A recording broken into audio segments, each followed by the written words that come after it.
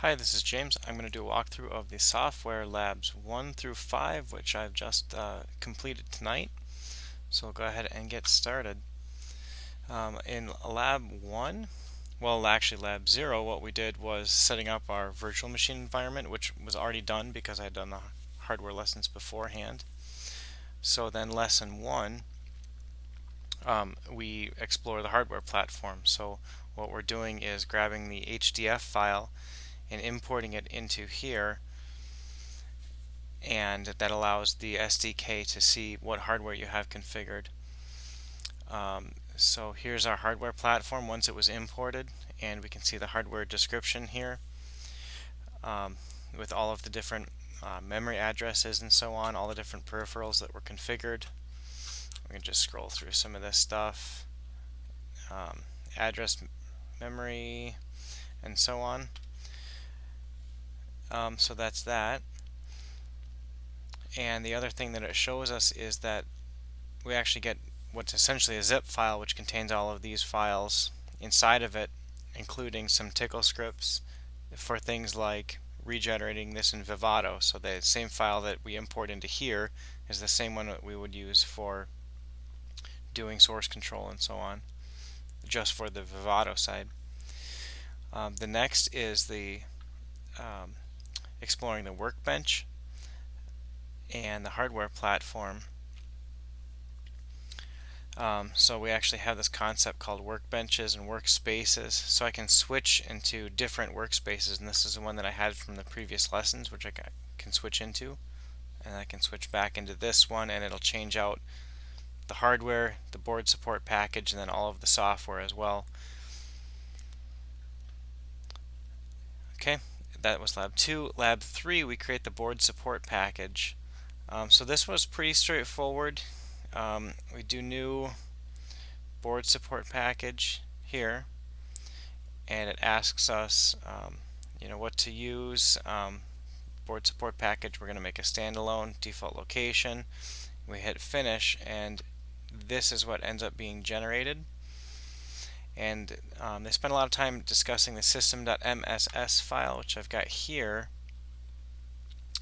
Standalone board support package. Okay, here's the hardware specification that it used, the target processor. This is a standalone package, and then here's all of the peripheral drivers. So what's useful about this MSS file is that you can come in through here and look at documentation for everything for the BRAM, GPIO, and you can import examples. So I've got what this will bring up here for GPIO. This is the documentation. So you can go to the API, you can see all the calls on here, you can look at the data structures, and then you can look at examples and what exactly they are for each one. And then from over here, you can actually click import examples. You can choose what you want to import and click that, and it'll add it as a new program over here, a new application. The next thing that we did was make our own application. Now this is in lab 4. So what we did was we started with a new blank application, new application project, and we just did blank like this because there. So a blank C project, and this just creates a blank standalone one. We also went through and we did a memory test and a peripheral test in the same thing. And I'll just go ahead and make a blank one so that we can see this one over here. Okay, so it just puts it in here, and it will throw some errors depending on what you've got, because there's no program in here, there's no main loop for it. We also learned that we can delete things out of here, and we can copy and paste them. And I will go ahead and delete that one because I don't need it anymore. So we made the test memory, and then we copy pasted it and made this test memory, which does an expanded amount of memory that it actually tests. And we come in here and we edit how much it does for each portion of memory.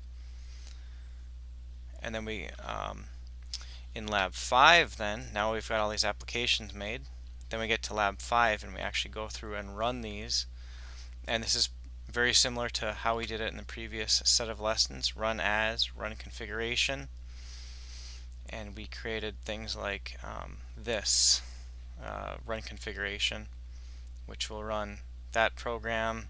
It'll reset the system, program the FPGA, and perform all of these. And if we hit run, I hit cancel there, but if we hit run, then it'll go through and generate, and it's not going to show it to me, but it'll generate the results there. So we ran the hello Zinc, we ran a test peripherals, a test memory, and then a large test memory as well. So I'll go ahead and I'll do one more thing here. So we learned about the debugger.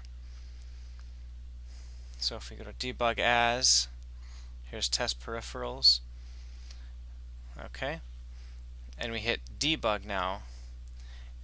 Alright, and this is going to talk about of course relaunching our session, yes, and the other error is the debug perspective, which instead of the main perspective, the program one, we'll get this one over here called the debug perspective. Okay, so I hit yes, and that's what this is. So it's going to go through and program everything, but this launches the debug perspective, in which we can set breakpoints, we can step through code, we can look at memory, and whatever else is required. And I can hear my board spinning up right now with the cooling fan. And let's just come over here and see if this is going to give us new info here. Okay, so here's our log, and this is still firing up. I've got a done light available now, processor reset. It's still launching the debug.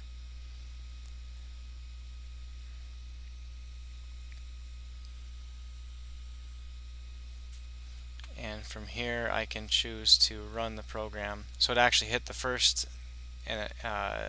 line that's going to execute, and I have to press resume for it to go. And I heard the fan shut off. And we'll just go through all of this. Launch script. So that's the debug, and when we are done with it, we can actually close, right click and close, or we can jump back over to here to get back in the main window.